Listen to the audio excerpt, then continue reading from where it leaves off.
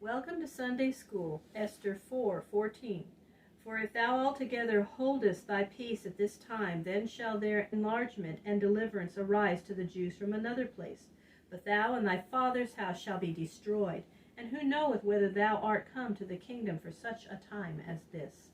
When Darius the king died, his son Xerxes, who is called in the Bible Ahasuerus, took his place upon the throne of Persia.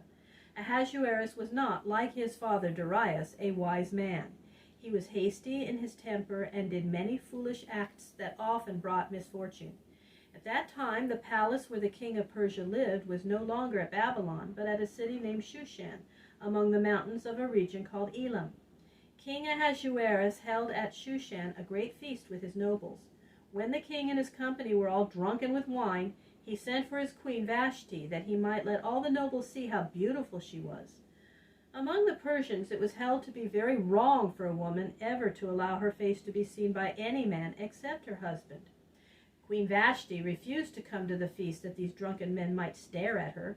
This made the king very angry. He said that because Vashti would not obey him, she should not be queen any longer, and he put her away from him and from his house.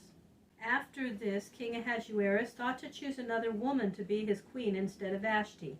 He sent commands throughout all the kingdom that in every land and province they should find the most beautiful young woman and bring them to the royal city of Shushan.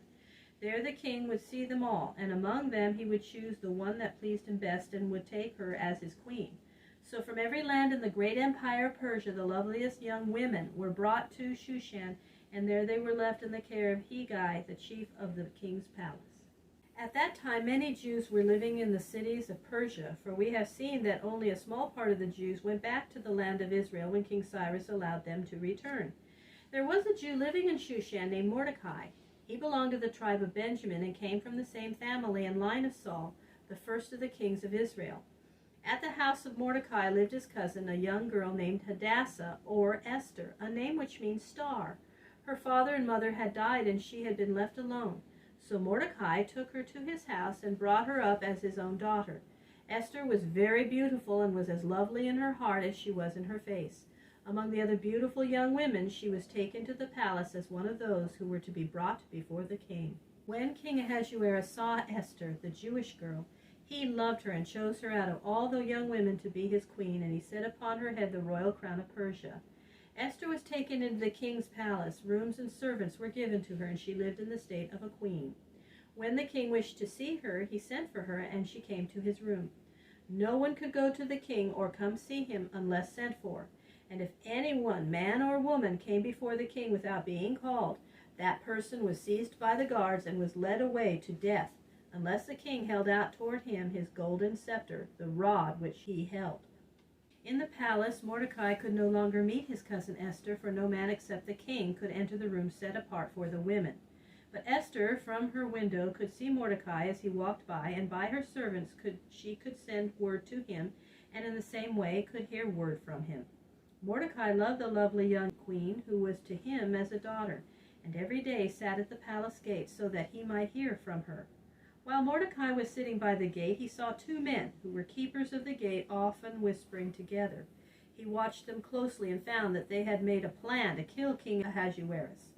He sent word of this to Queen Esther, and Esther told the king of it.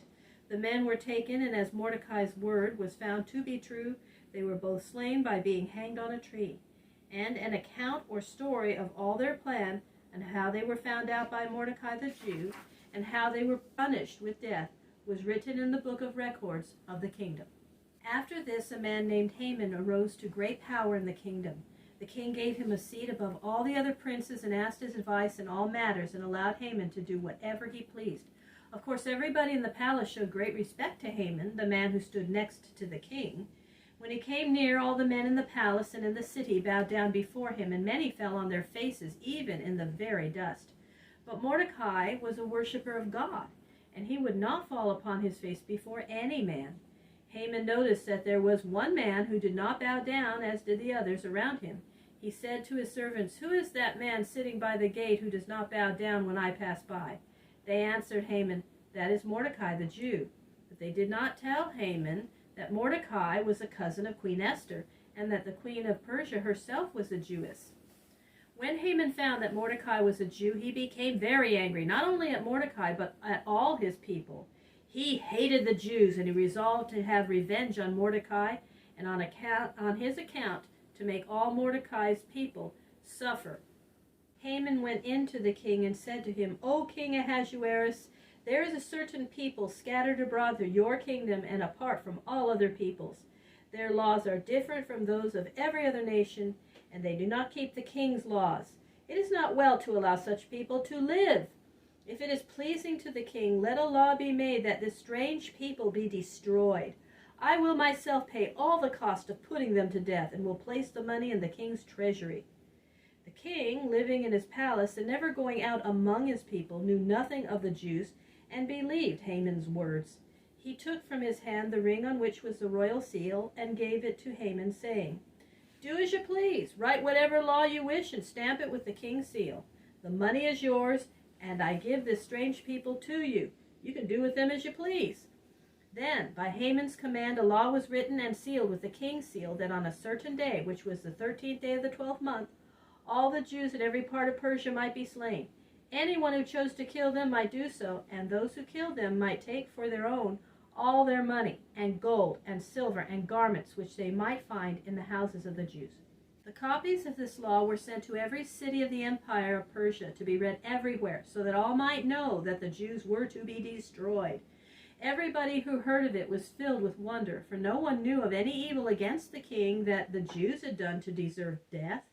They could not understand why the law had been made, but everywhere the enemies of the Jews made ready to destroy them, that they might have the Jews' riches. For in those times, even as now, there was great wealth among the Jews. The news of this terrible law came to Mordecai as it came to all the Jews in Shushan. Mordecai tore his clothes, as was the manner of those in deep grief. He put on garments of sackcloth, he covered his head with ashes, and he went forth in front of the palace, crying a loud and bitter cry. Queen Esther saw him and heard his voice. She sent one of his servants named Hatach to Mordecai to find why he was in such deep trouble. Hatach came to Mordecai, and Mordecai told him of the law for killing the Jews on a certain day, the 13th day of the 12th month, and gave him a copy of it to show to Queen Esther. And he told Hatach to ask the queen in his name to go in to King Ahasuerus and beg him to spare the lives of her people. Queen Esther heard Hatach's words and sent this message to Mordecai. It is the rule of the palace that if any man or woman shall go into the king in his own room without being sent for by the king, he shall be slain unless the king holds out to him the golden scepter. But I have not been called to meet the king for 30 days. When Mordecai heard this message, he sent word again by Hatach to Queen Esther.